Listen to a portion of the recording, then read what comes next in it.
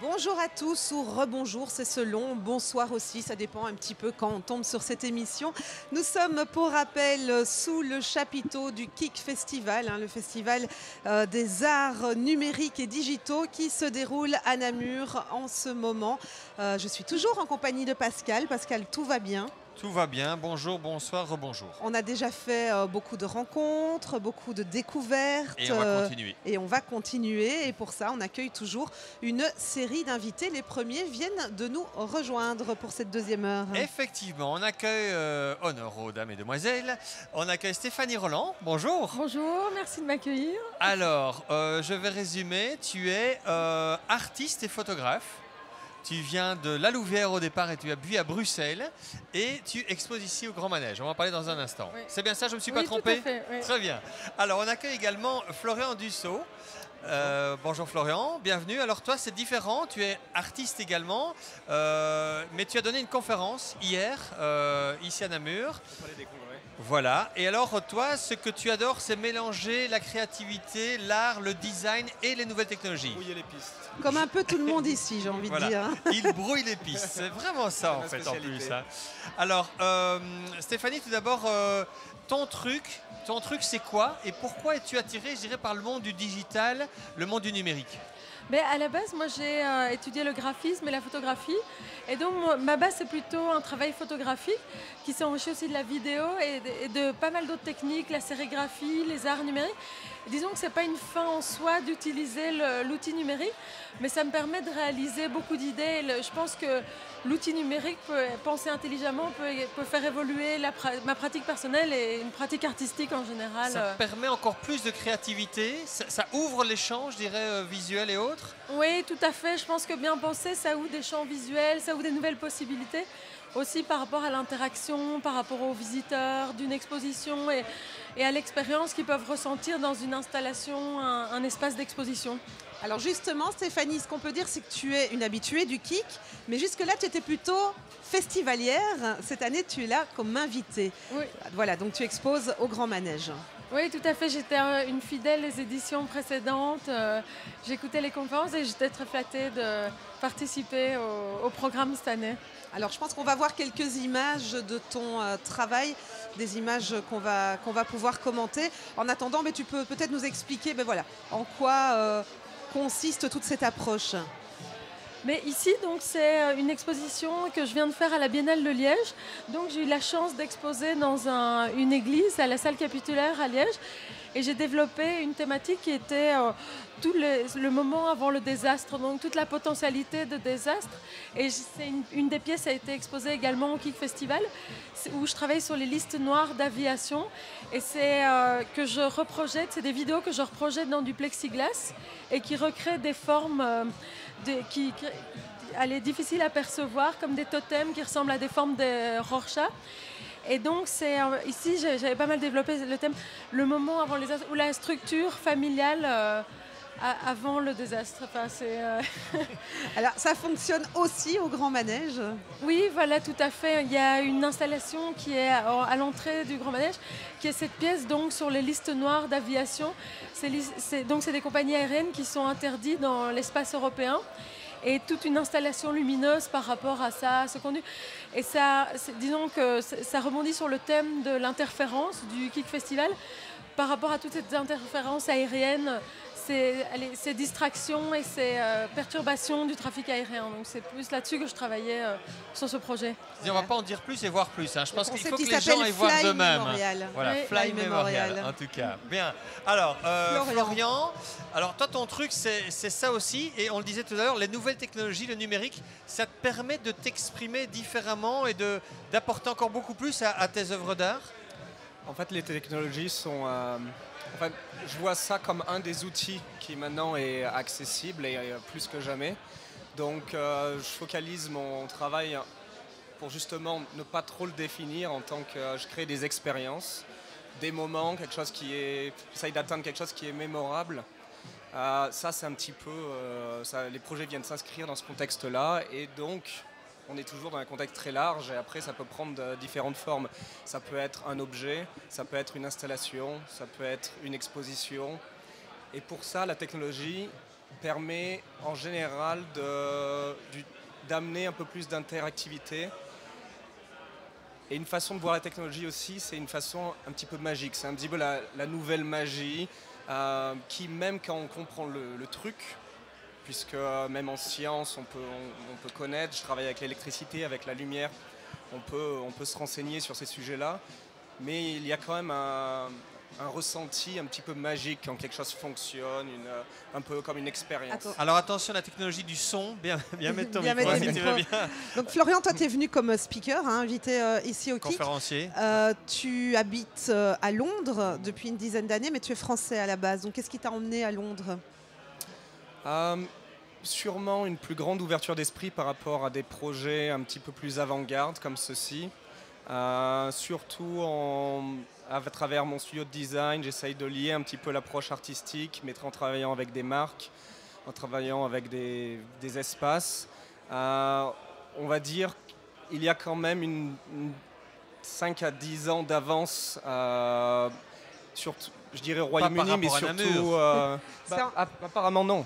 Namur, non, Namur est avant-gardiste. Ouais. Mais effectivement, et surtout par rapport au marché, aux marques et à cette ouverture d'esprit. Ouais, alors on va voir quelques images de quelques-unes de tes œuvres qui sont, moi je trouve, très, très, très design.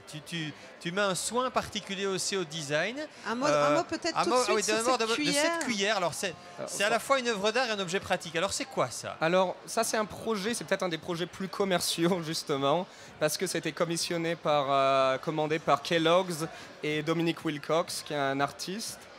Et donc ça a été développé pour venir, c'est plutôt un aspect théâtral, c'est pour faire une vidéo, c'est un vrai objet qui marche, mais qui n'est pas commercialisé. En gros, si ça existait dans la vie, c'est pour inciter les enfants à bien manger, quoi, à manger les quantités qu'il faut. Voilà, Kellogg's nous a dit, il leur faut 14 cuillères, c'est juste parfait. Il n'en faut pas plus, pas moins, et donc on s'est dit, pourquoi pas, quand on mange avec la cuillère, on recharge sa propre batterie. Et ça reprend un petit peu comme un Tamagotchi, on va dire, avec les... on voit ici maintenant, alors c'est tout à fait différent. Là, c'est une imprimante un peu particulière. Alors ça, c'est un projet qui a été commandé par le TfL, le transport londonien, pour célébrer les 100 ans de la typographie, en fait, utilisée à Londres. Et donc, on invitait les gens à aller sur Twitter et envoyer leurs messages d'amour ou de haine à propos de Londres et cette machine-là permettait d'imprimer ces messages-là dans la galerie. Bien. On voit tu pars sur n'importe quel projet.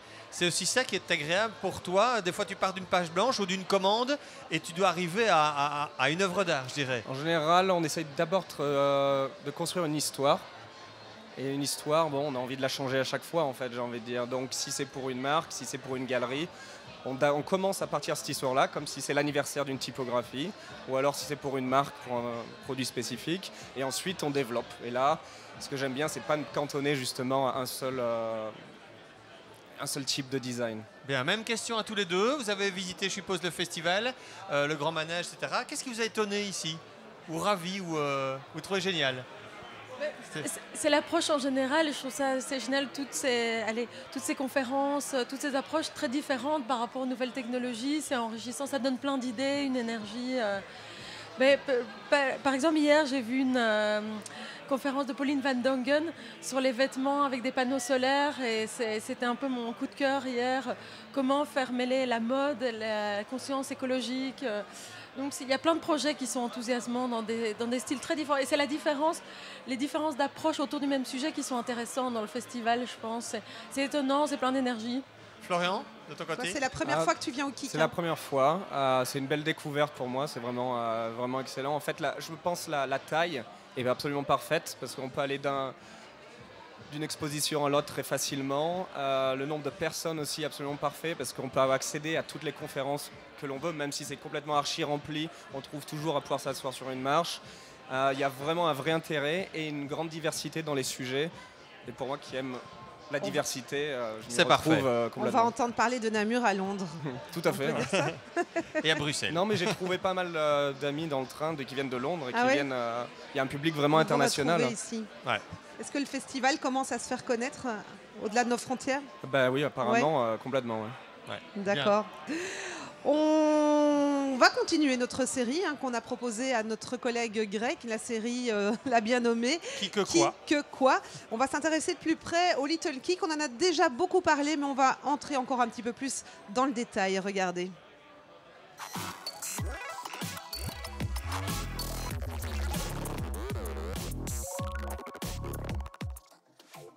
Ici, c'est génial, Sophie et Pascal, on s'amuse comme des petits fous, on retourne en enfance, nous sommes au Kick Festival à l'espace Beffroi et on va voir dans le fond ce qu'il y a comme autre activité pour les enfants. Voilà, un endroit un peu particulier avec des sons bizarres, des sortes de Lego. Alors Laetitia, expliquez-nous un peu ce qu'on peut faire ici comme activité, ici un crayon un peu particulier.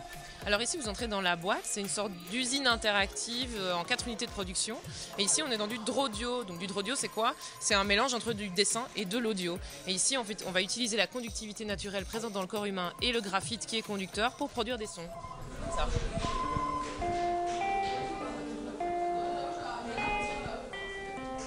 C'est fort ludique, on va voir là aussi d'autres robots avec une sorte de manège enchanté où on peut faire des dessins et ça tourne comme dans un carrousel. Expliquez-nous un peu ici.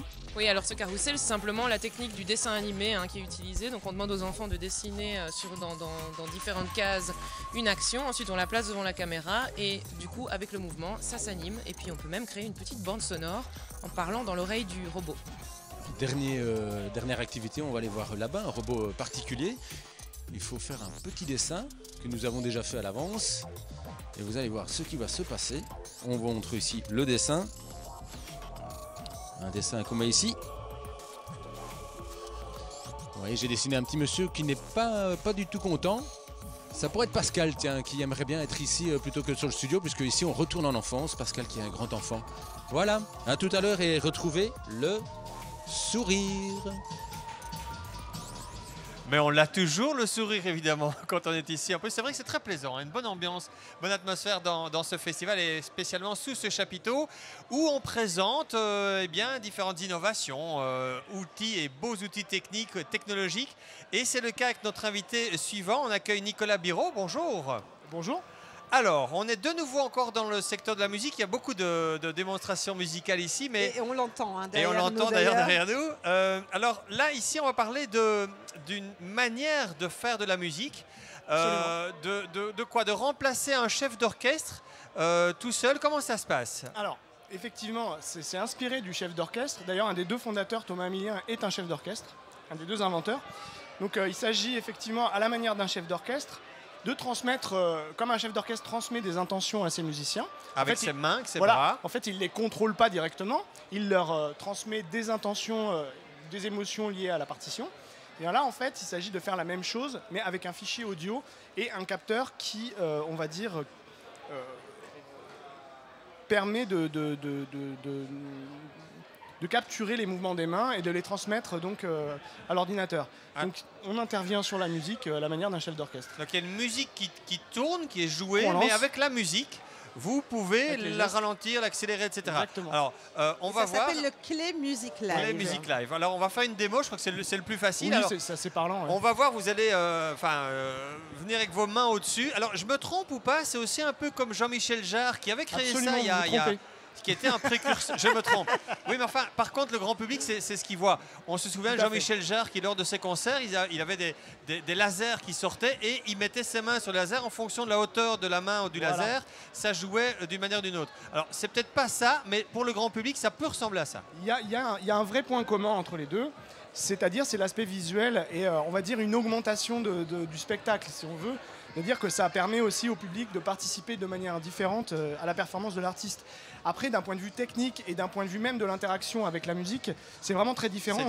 On est bien plus complexe là, puisque on est vraiment dans une... on va dire, on intervient sur la musique et on n'est pas dans un Jean-Michel Jarre, c'était vraiment de la 2 dimensions, on va dire. Oui, Nous, on l'a vraiment dans la 3 dimensions. Puis je suppose que depuis, justement, les technologies ont beaucoup évolué. On arrive avec des capteurs, des senseurs beaucoup plus précis, je suppose, et des ordinateurs beaucoup plus rapides. Effectivement. Alors, la petite démo avec Steph qui est à côté, Qui va tient tenir le le micro. micro. Steph tient le micro. Alors, voilà.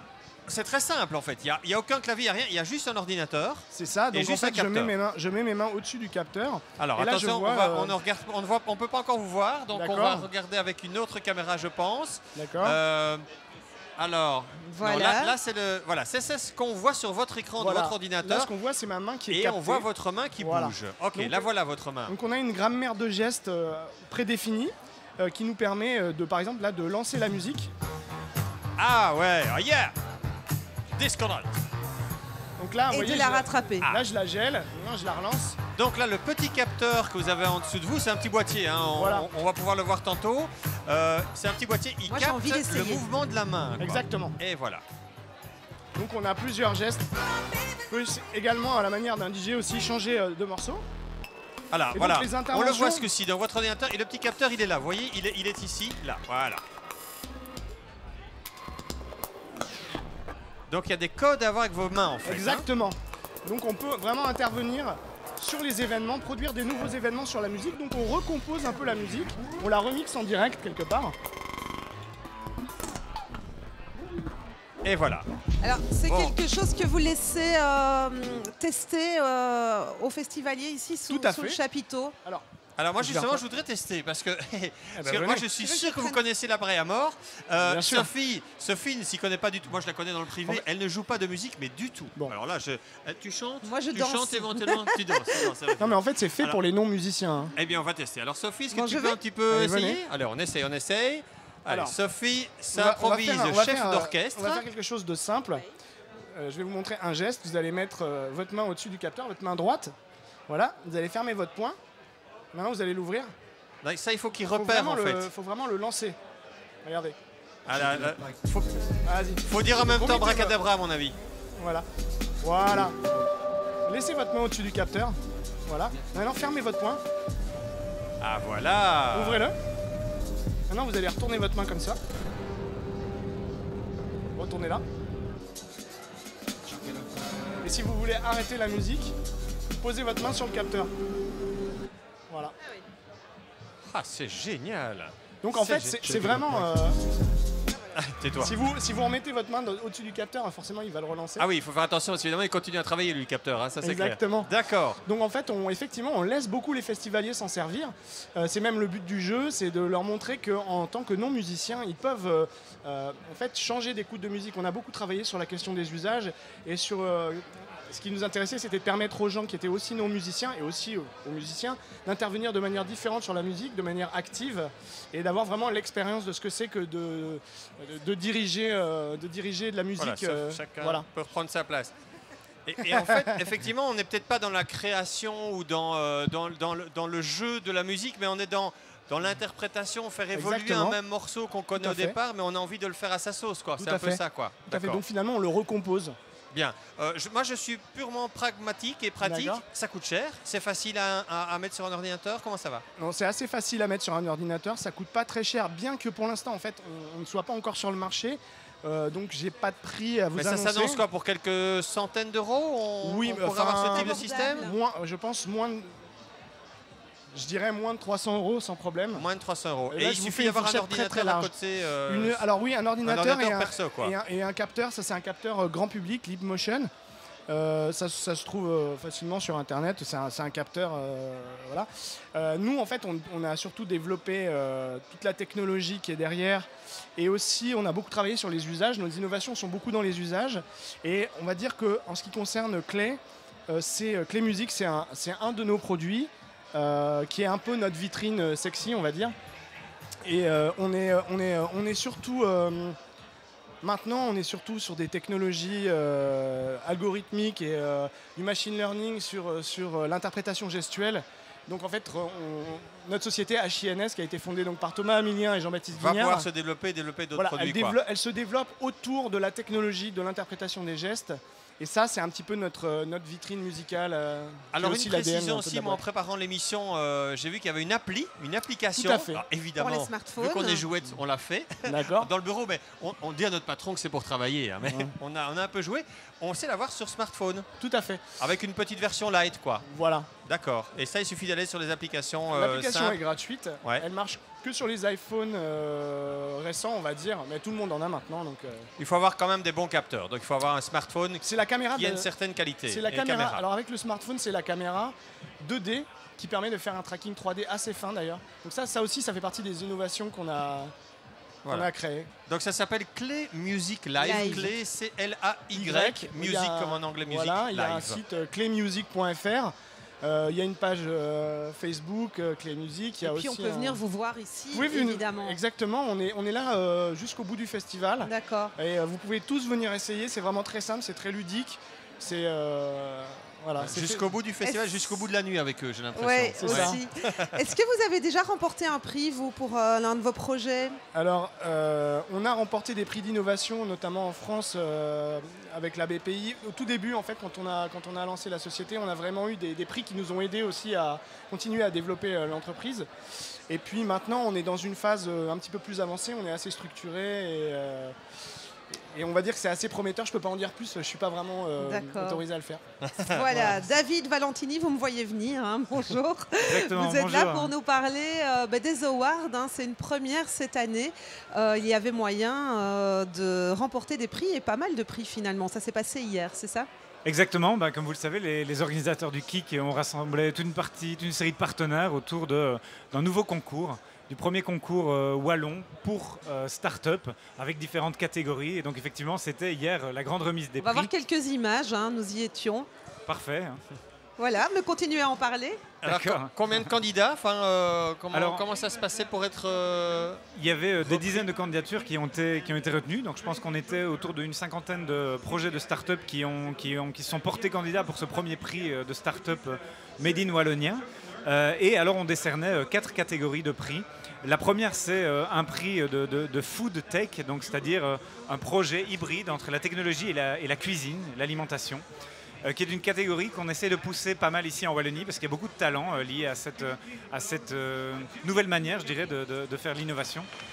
Il y avait un deuxième prix qu'on a appelé le prix Makers, donc qui est vraiment un prix de produits issus des nouvelles techniques de fabrication rapide. Vous connaissez peut-être ce qu'est un Fab Lab, un laboratoire de fabrication numérique avec des imprimantes 3D, des découpeuses laser, des choses qui sont On en a un à Namur. Hein. faciles d'accès. Il y en a effectivement Et on en un à parlera tout Namur, à l'heure hein, d'ailleurs. Ouais. le track notamment qui détient en son sein un Fab Lab. Eh bien, on a décerné un prix des makers, je dirais. Donc voilà, ça c'était la deuxième catégorie.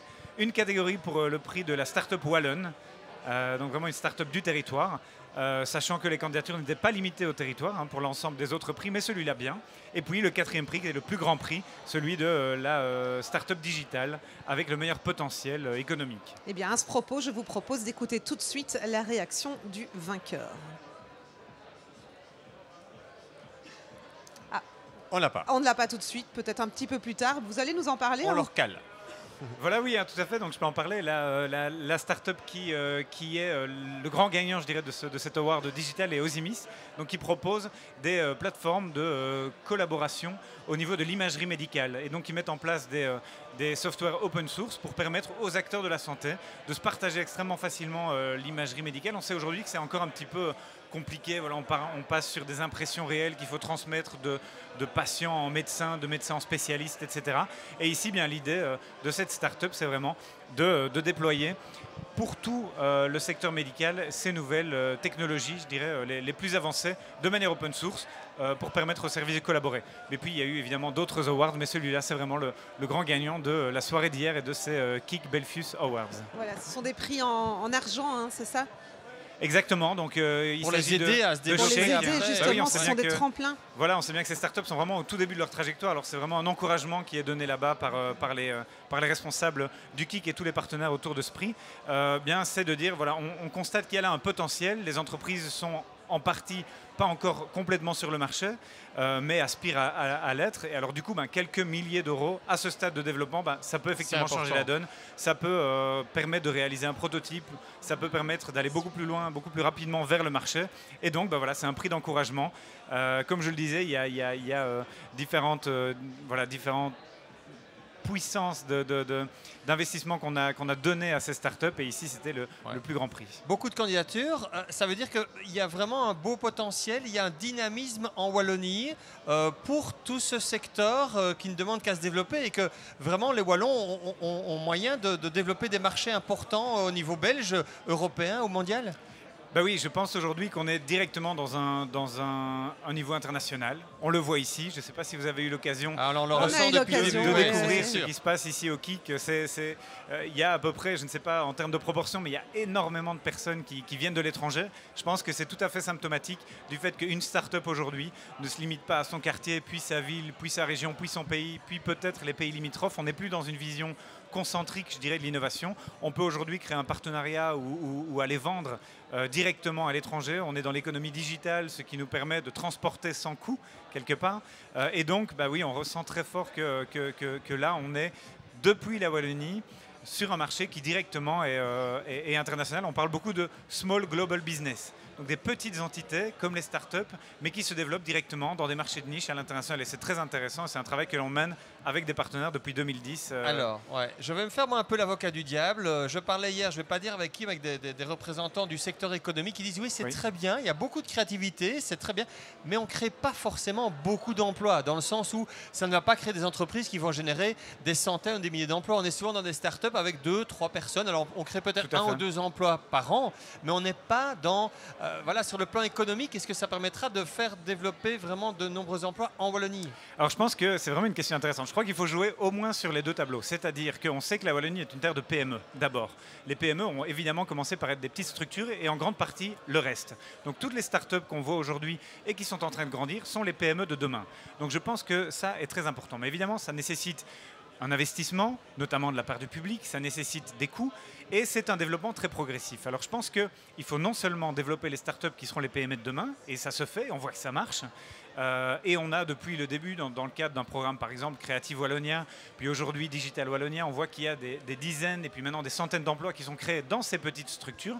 Mais je pense qu'il y a un très grand intérêt. Il faut concrétiser maintenant. Il faut, je pense, aussi donner le virus de la start-up aux grandes organisations existantes. Parce qu'elles font la pluie et le beau temps sur l'économie et sur l'emploi. Je pense à l'industrie, je pense aux grandes organisations qui ont une influence considérable dans nos villes. Et je crois que c'est auprès de ces grandes organisations maintenant que l'on maîtrise un peu mieux les techniques start-up, je dirais, qu'il faut aller là-bas injecter le virus de la start-up. Et on voit que beaucoup sont de plus en plus intéressés à cette idée-là. Je pense par exemple aux grandes organisations bancaires dont on sait qu'elles sont un petit peu challengées par des nouveaux modèles. Je pense évidemment aux modèles industriels dont on sait qu'il est difficile de le transformer, mais dont les petites entités aujourd'hui ont l'agilité nécessaire et que c'est cette agilité qu'il faut aller chercher auprès des grands groupes.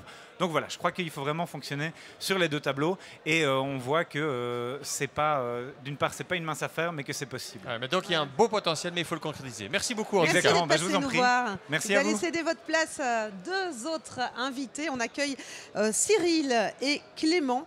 Et on va de nouveau jouer un petit peu, lancer une démo en tout cas. Oui, on aime bien, on aime bien. Alors on quitte le domaine musical, on revient dans le domaine plus ludique. C'est bientôt la Saint-Nicolas en Belgique et puis Père Noël aussi qui va bientôt passer. C'est l'occasion peut-être pour les enfants d'offrir des jouets, les enfants, même petits ou un peu plus grands, des jouets. Et d'envoyer un mail plutôt qu'une lettre. Par exemple, Saint-Nicolas se modernise. Et donc on va en parler avec vous ici. Alors Sophie, tu nous présentes 2 invités? Oui, donc ils sont venus à 2 pour nous parler de cette démo qui s'appelle Things. On est là dans la construction d'appareils électro en kit, c'est ça? Oui, bonjour. Voilà, bonjour, soyez les bienvenus. Bonjour. Merci. C'est un kit de briques électroniques à assembler soi-même pour fabriquer des objets électroniques incroyables. Ça peut être des objets très ludiques, ça peut être des objets plus utiles, des objets ludiques par exemple. On peut se fabriquer soi-même un piano avec des bananes, des pommes, des fruits, des légumes. On peut, est de nouveau quand même un peu dans la musique. Hein. Oui, voilà. Et on a des applications dans la musique. Donc, en fait, avant, on avait un jeu de briques ou un jeu de Lego. On avait un plateau et puis on montait les murs de briques. Maintenant, on a de nouveau le même truc, mais tout en électronique. Alors, comment ça se passe? Là, généralement, vous avez un kit de départ qu'on peut acheter. Il y a quoi dans ce kit? Voilà, alors on fournit 3 kits, donc on a 14 briques différentes. Toutes les briques ne sont pas disponibles dans tous les kits, mais en gros, on part de composants assez simples comme des LED qui s'allument, qui s'éteignent, des boutons, qui est le déclencheur le plus basique. Après, on a des briques un peu plus évoluées, on a des détecteurs de mouvement, détecteurs de lumière. On peut déclencher quelque chose lorsque quelqu'un rentre dans une pièce, lorsqu'il fait sombre ou lorsqu'il fait clair. Et en fait, c'est vraiment aux personnes, en fonction de leur imagination, de leur envie du moment, de créer quelque chose. On peut imaginer qu'on déclenche sa machine à café le matin lorsque on rentre dans la cuisine. Automatiquement, d'un coup, la cafetière se met en marche toute seule. Magique, voilà. Magique. Alors, encore une fois, on touche au quotidien des gens. Alors, il faut utiliser ces briques et alors c'est couplé à un ordinateur. Pour expliquer pourquoi? C'est ça. Alors en fait, toute la logique, bien par le micro, ouais. Toute la logique se passe donc sur l'ordinateur, directement sur notre site internet. On va venir utiliser une interface très simple qu'on va vous montrer juste après, où on va emboîter des blocs entre eux comme on construirait un puzzle. Et comme ça, on va apprendre la programmation de manière très ludique. Et une fois que notre programme est prêt, on va l'envoyer sur la carte directement depuis le site internet. Il n'y a rien besoin d'installer sur l'ordinateur. Bien, alors je ne sais pas si on a notre caméra portée qui est... Oui, voilà, Gilles qui est là. Gilles n'est jamais très loin. On va... vous êtes venus à deux parce que donc il y a un petit peu de manipulation aussi. Donc le micro. Au départ, donc moi je vois un ordinateur portable très simple. Et alors sur le côté, voilà, Gilles va peut-être pouvoir venir. Il y a ceci, donc c'est voilà, cette fameuse base de départ.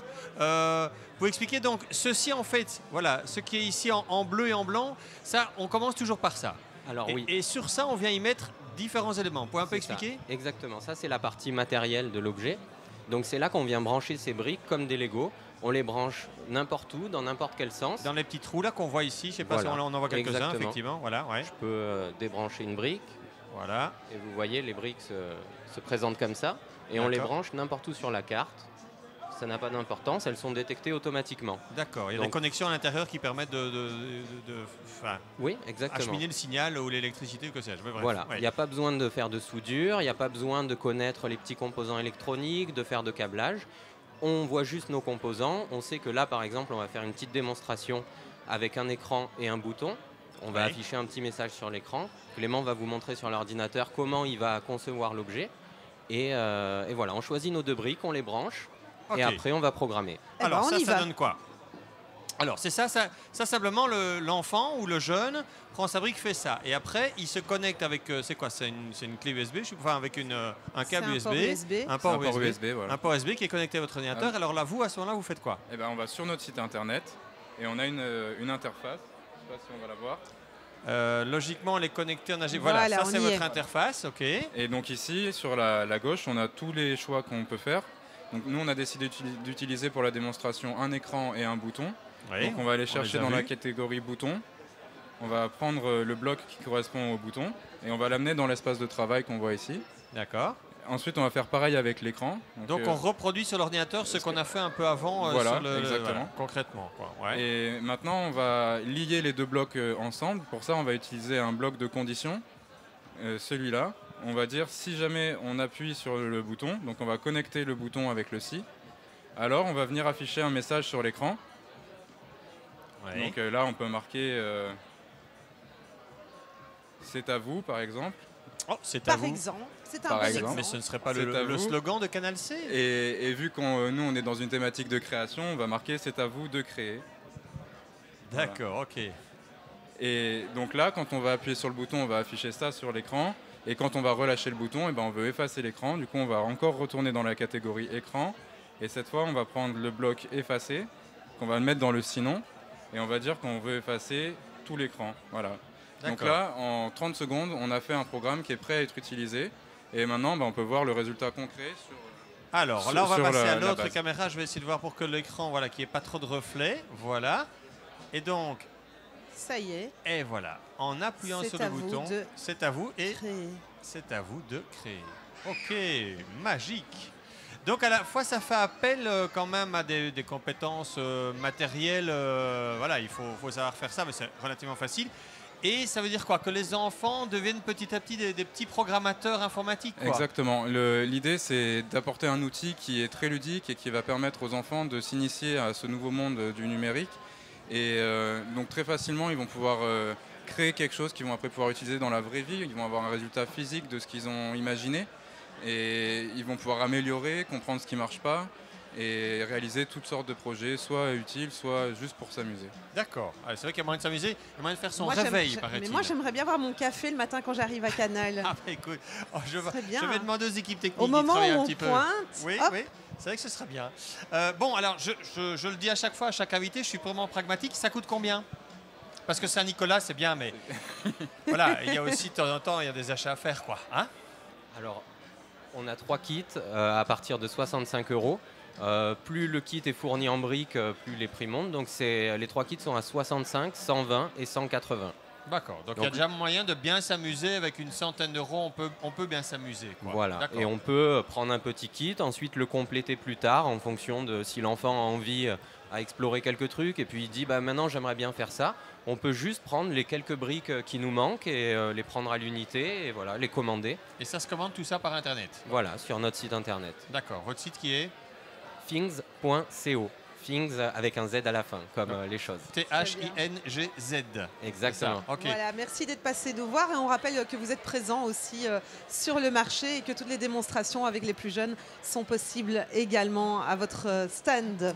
Voilà. Bien, on passe à nos invités suivants. Merci beaucoup messieurs, en tout cas. On passe à notre invité suivant. Alors là, je le dis déjà tout de suite. Ce mec est complètement barré.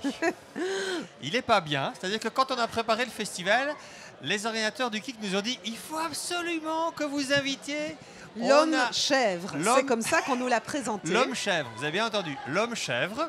Je vous présente donc l'homme chèvre, Thomas Thwaites. Bonjour. Soyez le bienvenu. Bonjour, c'est comme ça qu'on dit Thwaites? Thwaites, d'accord. Alors, il est anglais, enfin il parle anglais en tout cas, et donc pour nous aider dans la traduction, parce que Sophie et moi on sait traduire le wallon français, mais pas plus loin.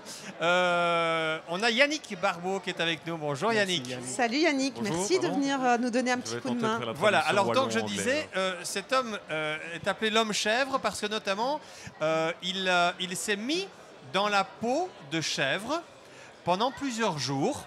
Alors pourquoi? C'est la question qu'on va lui poser. Yannick, est-ce que tu peux lui demander pourquoi il s'est transformé en chèvre pendant quelques jours? The question is easy. Why? Why? To escape. Pour s'échapper, se changer les idées. The worry, the pain, to be the concrete, pour être anxiety. concret, réellement, le but était quoi de se mettre dans la peau des chèvres pour après fabriquer quelque chose? What was the goal? Like you wanted to be in the goat to what for? I mean, the goal. What was the goal?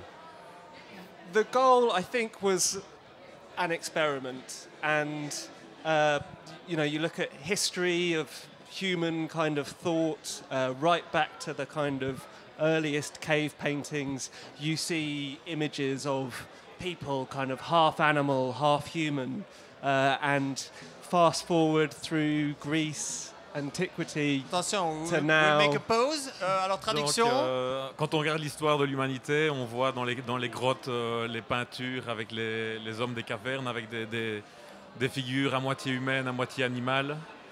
Donc on avance comme ça dans le temps.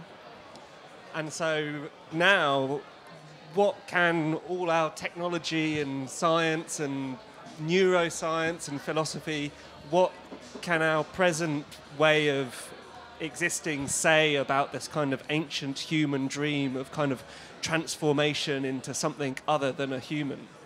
Et donc, quand on voit toute la transformation qu'il y a eu dans la société actuellement avec les ordinateurs, avec toutes ces technologies, on se dit quelle est la relation maintenant quelle est la vision qu'on a encore de ces vieilles traditions et tout ça par rapport à ce monde qui est fort éloigné de ça finalement. And so wouldn't it, and also, wouldn't it be brilliant to be able to gallop away into the hills. Voilà, donc c'est là que au début c'était sérieux, mais là c'est là que ça commence à partir en vrille.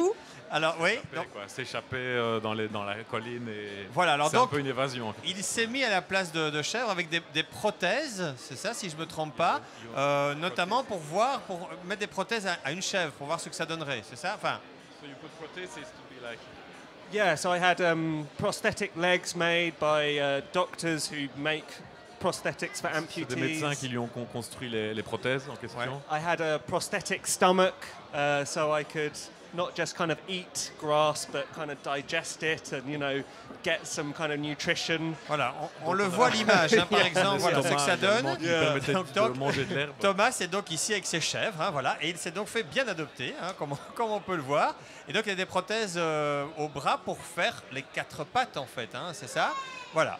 D'où l'homme chèvre. Ça a duré combien de temps, cette expérience? How long did it last? So I was in the Swiss Alps for 6 days. 6 jours dans les Alpes suisses. Yeah. Bon, alors autre projet, voilà, là on le voit là maintenant. Le toaster. Alors c'est un grille-pain toaster, ouais. Et alors là, quel était le but par rapport à ce toaster? Qu'est-ce que vous vous êtes dit au départ? Je veux faire un toaster, c'est ça? On les voit là, tout beau, tout neuf dans les magasins. L'idée, c'était... Why did you want to make a toaster? Again, it's kind of, I think, a thought that is quite common. You know, what would you be able to do on a desert island? Would you be able to kind of survive yourself? Donc la question était de qu'est-ce que je ferais sur une île déserte? Est-ce que je survivrais?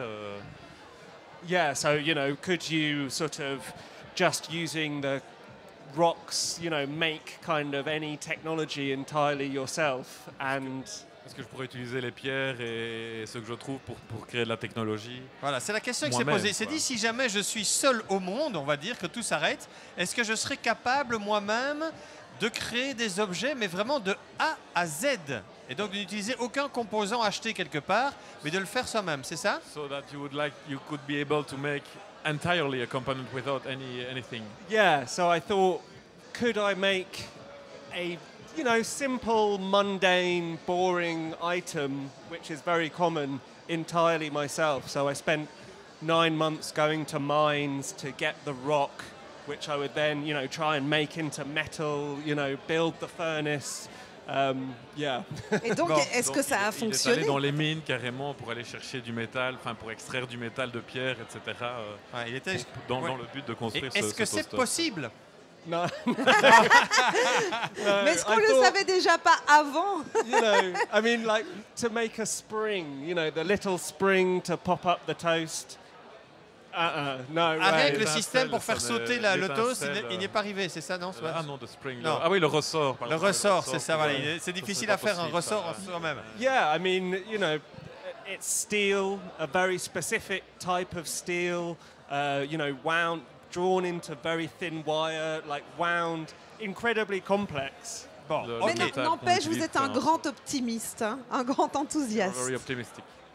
Yeah, I think I start with a brilliant idea. I'll make a toaster. Voilà, I'll vous become avez a goat. une idée, vous allez jusqu'au bout pour voir ce que ça donne. And then fantasy and reality. Confronter la réalité. Alors la question moi, que je serais envie de poser, ben, ok, mais and then what? Why and what?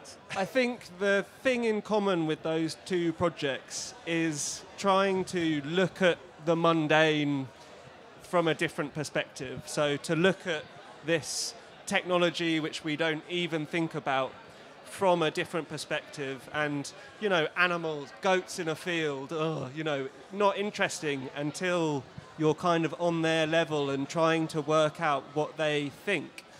So exploration. Ok, Yannick. Ouais, donc voir la technologie d'un autre point de vue. Et par exemple les animaux, des chèvres à première vue c'est pas très intéressant, mais on se met à leur niveau quelque part et on essaie de rentrer dans le. Ouais, alors dans cette vision Thomas ici choses. donc parce qu'il y a aussi plusieurs conférences données ici au KIC où on veut réfléchir aux nouvelles technologies. Il ne faut pas juste foncer, se dire allez on est parti, on développe ça. C'est juste dire est-ce qu'on fait bien? Est-ce que c'est possible d'avoir un monde meilleur? Est-ce que c'est possible de faire évoluer notre monde grâce aux nouvelles technologies? Et avec des conférenciers comme ici Thomas était très très attendu ici au KIC était très cette attendu année. et il apprend beaucoup de choses aussi aux créateurs, aux futurs créateurs qui étaient là. Merci en tout cas. Thank you very much. Thank you very much. Continue to be crazy. It's very, very good.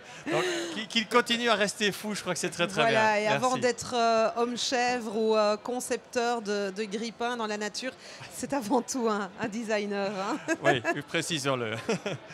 Bien, alors voilà, la suite. On accueille Kevin, inventeur aussi de grille-pain. Non. Il est lui porteur du projet Gemini. On va parler d'éoliennes. Alors vous n'êtes pas dans la nature du tout, vous êtes plutôt sur les coins des toits des buildings, on peut Même dire les ça. coins des buildings, carrément. Ouais. Ça, oui, c'est même pas sur les toits, c'est carrément sur le coin vraiment du bâtiment. Alors oui, donc vous avez constaté une chose en vous promenant dans les villes, c'est que souvent il y a des courants d'air qui se font entre les buildings et vous êtes dit, mais là il y a peut-être un potentiel énergétique avec l'énergie éolienne évidemment. Qu'est-ce qui vous est passé par la tête là? En fait, je ne sais pas si vous connaissez évidemment Newton avec sa pomme. Oui. C'était un peu exactement comme ça. Donc comme vous dites, je me baladais dans la ville et tout d'un coup, en passant le coin d'un bâtiment, j'ai été soufflé par le vent. Alors je me suis dit, tiens, c'est étrange, vraiment à cet endroit-là, il y a plus de vent qu'ailleurs. Et donc voilà, j'ai posé les bonnes questions au bon moment, j'ai été faire des recherches sur Internet, j'ai posé les questions à des professeurs et je me suis rendu compte qu'il y avait vraiment un phénomène qui s'appelle l'effet Venturi, qui est un phénomène physique justement qui montre qu'il y a... On voit les images. Alors on voit quelques images, donc ça veut dire que le vent, l'air, il est encore plus fort, plus puissant, vraiment au coin du building parce qu'il est concentré à cet endroit-là. Absolument, donc en fait j'ai fait des simulations numériques qui permettent justement de doser ce phénomène et je me suis rendu compte qu'il y avait 30% de vent, donc de vitesse de vent en plus sur le coin des bâtiments. Oui. Seulement, pour ne pas aller trop loin dans la physique, en fait la puissance est fonction du cube de la vitesse et du coup c'est exponentiel. Ça veut dire que si on augmente de 30%, on a 120% de puissance en plus. Bon, alors, vous avez dit, s'il y a moyen de capter ce vent-là, ce courant d'air-là, et y mettre une sorte d'éolienne et le transformer en électricité, là, il y a peut-être quelque chose à faire dans nos villes, en fait, absolument. Du futur. Donc ici, en fait, par exemple, vous voyez sur l'écran. On va le voir si on met l'écran ordinateur. Voilà. Donc ici, vous voyez justement le prototype qui a été réalisé avec des partenaires industriels et qui donc montre bien ce carénage aérodynamique qui concentre encore plus l'énergie éolienne au centre du dispositif, justement pour la récupérer. Et donc au centre de ce système, on ne le voit pas, mais il y a une éolienne qui tourne et qui récupère comme une éolienne, c'est ça. Absolument. Donc vous avez travaillé où sur ce prototype? Ce prototype-là, il a été installé à Anvers sur le site Born in Antwerp, qui est en fait le centre de l'innovation à Anvers. Et pour le moment, je l'ai rapatrié à Bruxelles, où je vais l'installer sur l'ECAM, qui est en fait la haute école dans laquelle j'ai étudié et dans laquelle je suis maintenant enseignant-chercheur. Alors, vous en êtes où là maintenant? Est-ce que le système commence à être au point et pourrait un jour être commercialisé ou utilisé? Absolument. Donc, comme je l'ai dit, pour le moment, j'ai été engagé par l'ECAM, qui est mon ancienne école. Et donc dans le but de développer, et d'ici, le but c'est d'avoir vraiment dans 18 mois un produit qui sera commercialisé j'espère en voir sur tous les bâtiments multi-étages. On peut l'adapter à n'importe quel type de bâtiment? Ça se fixe juste sur les coins? Absolument, donc comme on peut voir ici en fait, sur l'ancienne image qui était à l'écran, en fait c'est simplement des attaches qui sont fixées au-dessus et en dessous, et donc ce sont en fait des modules de la taille plus ou moins d'un étage. Ici, c'est la moitié d'un étage, mais donc qui viennent se fixer sur le coin du bâtiment et qui se superposent, histoire d'occuper la plus grande partie de la hauteur du bâtiment. D'accord, ok. Et là, vous avez déposé le brevet? Absolument. Et si ça marche, ça veut dire que vous pouvez vendre vos produits dans le monde entier. Absolument, oui. New York, Paris, Abu Dhabi, que sais-je. Oui, toutes les villes en fait qu'on appelle modernes, c'est-à-dire les villes verticales avec des gratte-ciel, des bâtiments multi-étages, des tours. Et on a déjà un grand intérêt, par exemple de Singapour, Tanger, qui veulent vraiment voir le produit aboutir le plus vite possible, parce qu'il y a une demande. Très prometteur, très ambitieux. Avec la transition énergétique, la COP21 et les objectifs. Et d'autant que l'électricité, elle peut être réinjectée directement dans le building, où souvent il y a des bureaux et des entreprises. Bien sûr. En fait, l'énergie, il y a beaucoup de manières. En fait, comme se fait le photovoltaïque en ce moment, soit on réinjecte sur le réseau pour tirer profit de l'énergie qu'on crée, soit on réutilise directement dans le bâtiment. Et bientôt, on espère même voir apparaître l'autonomie énergétique avec le développement des batteries domestiques style Tesla. D'accord. Eh bien, c'est ça le kick, c'est rencontrer toutes ces personnes à la pointe de l'innovation qui ont des bonnes idées au bon moment, qui arrivent à les développer, à les concrétiser. Et ici, qui sont belges. Qui sont belges. Ouais. Absolument, il y a un potentiel, les belge. Wallons chez nous, vraiment très bien. Voilà. Très bien, merci beaucoup en tout cas. Je vous remercie. Merci beaucoup. On se retrouve un petit peu plus tard avec... encore des démos, encore des reportages, encore des invités. Il y a tellement de choses à dire ici, finalement. Très bien. On n'y arrivera pas au bout, je pense. Non, mon avis, mais on aura donné une bonne partie en tout cas. Voilà. Merci de nous suivre en tout cas. On se retrouve dans la prochaine heure, tout à l'heure.